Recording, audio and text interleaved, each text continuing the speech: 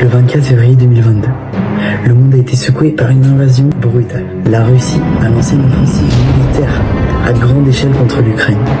Un pays voisin qu'elle considère depuis longtemps comme faisant partie de son domaine d'influence. Et pour comprendre ce qui nous a mené à ce conflit, nous devons remonter dans l'histoire.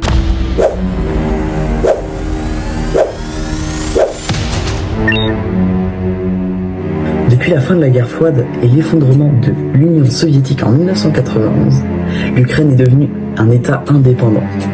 Mais l'ombre de la Russie, héritière de l'URSS, reste omniprésente. Les relations entre Kiev et Moscou ont été marquées par des tensions géopolitiques, culturelles et économiques. Le Maïdan, en 2014, fut un tournant décisif. Des millions d'Ukrainiens se sont révoltés contre leur président pro-russe, Viktor Yanukovych, réclamant plus de liberté et une orientation vers l'Union européenne. Cette révolution, enflammée par les désirs d'un peuple aspirant plus de démocratie, va profondément changer la dynamique de la Russie. En réponse à la révolution de Maïdan, la Russie réagit violemment. En février 2014, elle annexe la péninsule de Crimée. C'est le début d'un conflit armé dans l'est de l'Ukraine, dans les régions de Donetsk et de Luhansk, soutenu par Moscou sous l'enlèvement du gouvernement ukrainien. La guerre de Donbass durera 8 ans, marquée par des accrochages constants, un cessez-le-feu fragile et un nombre de victimes incalculable.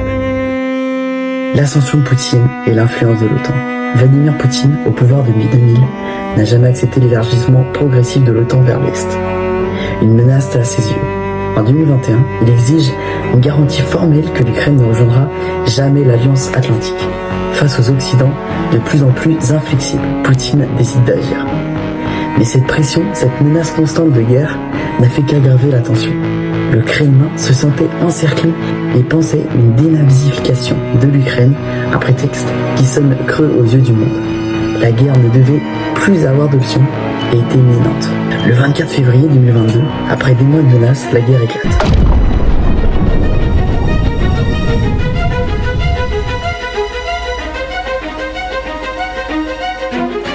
La troupe russe envahit l'Ukraine sur plusieurs fronts.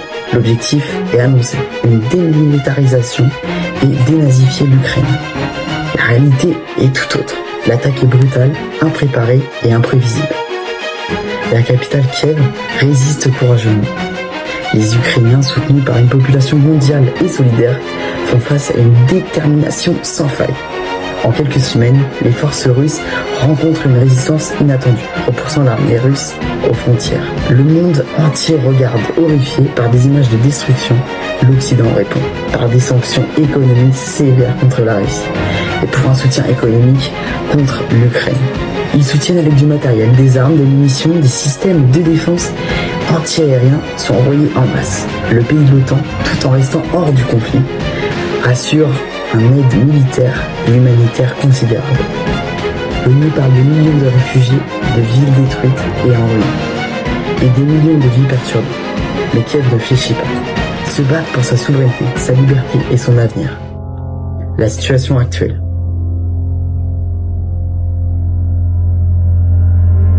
En mars 2025, un an après l'invasion à grande échelle, la guerre continue. Si l'Ukraine a gagné plusieurs victoires, la situation reste extrêmement complexe. Des millions de personnes ont été déplacées, la perte humaine est dramatique. Les sanctions ont frappé durement l'économie russe. Mais la guerre continue à ravager l'Ukraine.